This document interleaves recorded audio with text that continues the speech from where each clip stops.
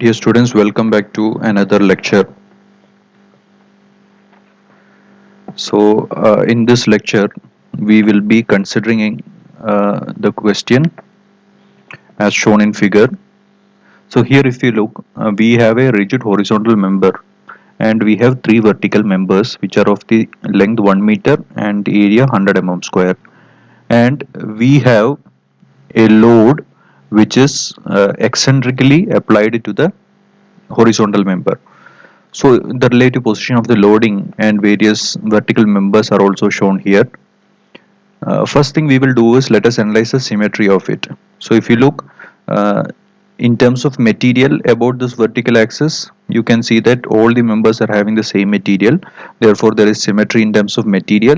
If you look in terms of geometry, all the members are having same length and same cross-sectional area. Therefore, there is symmetry in terms of geometry.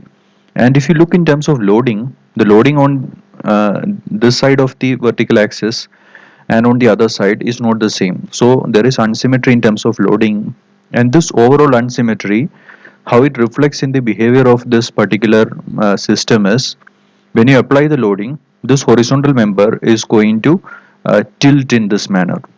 Okay, there is the final position will be a tilted position.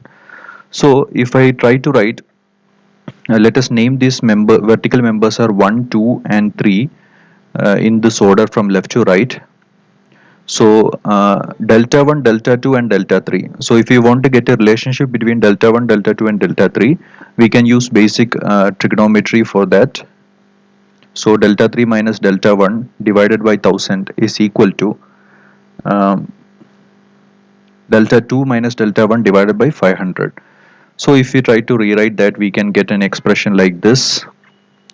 So further, we can write this as 2 delta 2 is equal to delta 1 plus delta 3. So this is the relationship between the displacements. So we have to keep this in mind. Now let us see how to solve this problem. So to solve this problem, first thing is we need to draw the free body diagram of various members. Let us try to see how to draw the free body diagram. This is really an important part of the whole procedure of solving different problems.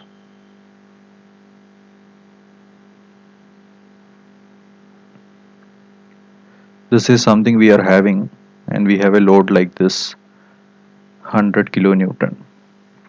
So if I try to draw the horizontal member like this,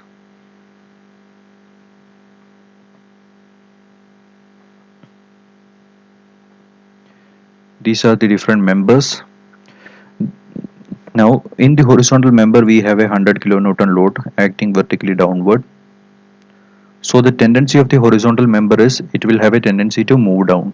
What this vertical member will do, it will try to, the horizontal member will try to push down on the vertical member, and the vertical member will in turn try to push it up. So we numbered this as 1, 2, and 3 in this order. Therefore, let us call this force as P2. So here also there will be a force. You can see that this member is in compression now. Okay. Similarly, as this horizontal member tries to move vertically downward, it will try to also pull down this particular vertical member. So the horizontal member will try to pull down the vertical member. What the vertical member in turn will do is try to pull up the horizontal member. So let us number this force as P1. Similarly, this side also you will have equal and opposite reaction, which means this member is in tension. Similar thing will happen on this side also. The horizontal member will try to move down. The vertical member will try to pull it up. The horizontal member will in turn try to pull it down. So this is P3. Here you have equal and opposite reaction, and this member is in tension. So this is how you draw the free body diagram of various components of a structure. So let us take the free body diagram which is of interest for us.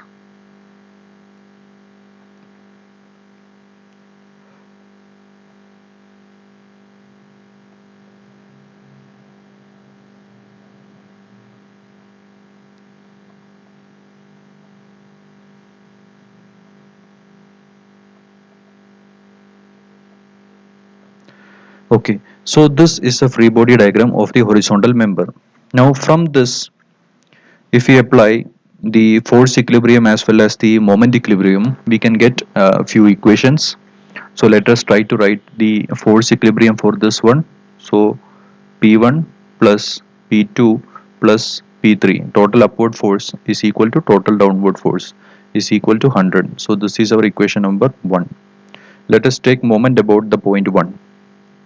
So zero point 0.5 into P2 plus 1 into P3, that is all those forces will be anti-clockwise, will be equal to, so total anti-clockwise moment should be equal to the total clockwise moment, so will be equal to 100 into 0.75.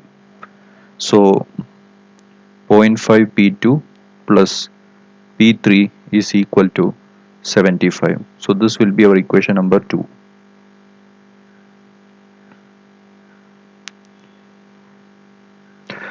Okay, so our objective is to find out what is the force in the three vertical members P1, P2 and P3.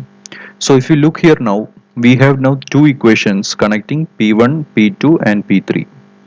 However, we are having three unknowns and two equations. We cannot solve the problem. So we require one more equations. So how do we get it? That one equation we have to develop using the equation relating the using the relationship connecting the displacement. So we have a relationship between the displacements as delta 2 is equal to delta 1 plus delta 3. By making use of this relationship between the displacements, we have to develop one more equation connecting P1, P2 and P3, so that we have three unknowns and three equations and thereby solve the problem. Let's see how to do that. So we know that P1 is equal to sigma 1 into A1, and sigma 1 is equal to epsilon 1 into, since the modulus of velocity of the material are the same, I'll put it as E, epsilon 1. So this is sigma 1 multiplied by A1, and epsilon 1 is nothing but delta 1 divided by L1 into E into A1. So if I substitute the known values, delta 1, let it be as such, divided by L1 is 1000 multiplied by E into A1 is, we know the value of A1 is as 100 mm square. So we can get this as 0.1 delta 1 into E.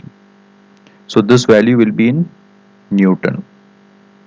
Okay, because we are assuming the unit E as in Newton per mm square, we are assuming delta is in mm. Similarly, we have assumed the length, everything as in mm and Newton. So therefore this value we are also going to get will be in Newton. So this is for P1. Similarly, we also know that P1 and P3,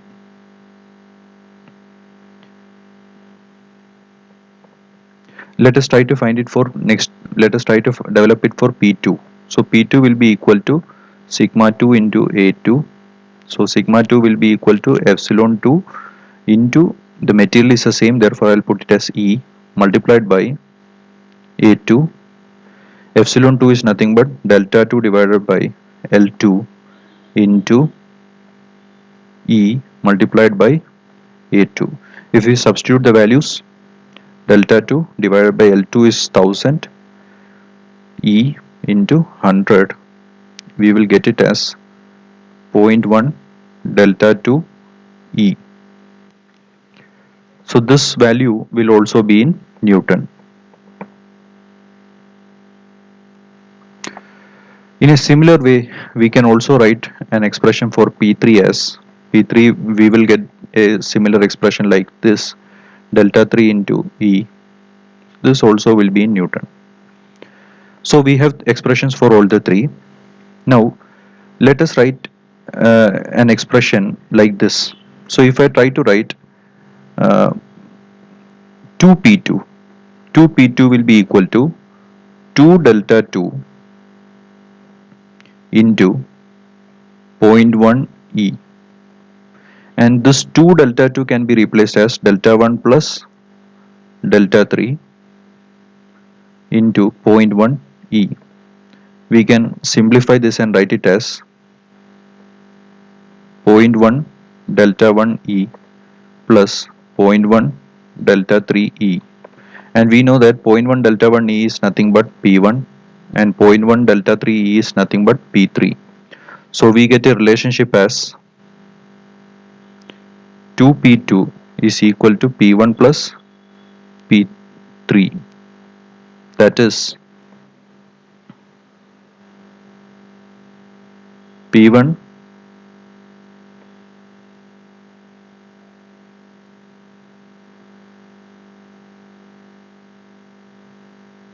minus 2P2 plus P3 equal to 0. So this is our third equation, the third equation connecting P1, P2 and P3. So we have now three equations, and if we try to solve the three equations, the other two equations are, first equation was P1 plus P2 plus P3 equal to 100. This was the first equation. The second equation was 0.5 P2 plus P3 is equal to 75. So this was the second equation. So if we solve these three equations, we can get the value of P1, P2 and P3 as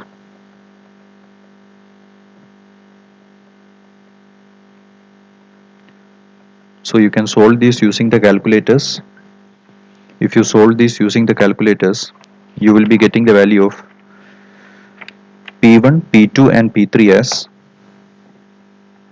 P1 you will get it as 8.33 kilonewton, and we have assumed it as tensile, therefore this is tensile. P2 you will get it as 33.33 kilonewton, and we have assumed it as compressive, and P3 you will get it as 58.33 kilonewton, and you have assumed it as tensile. And if you want to look into it, you will see that if you look into this figure,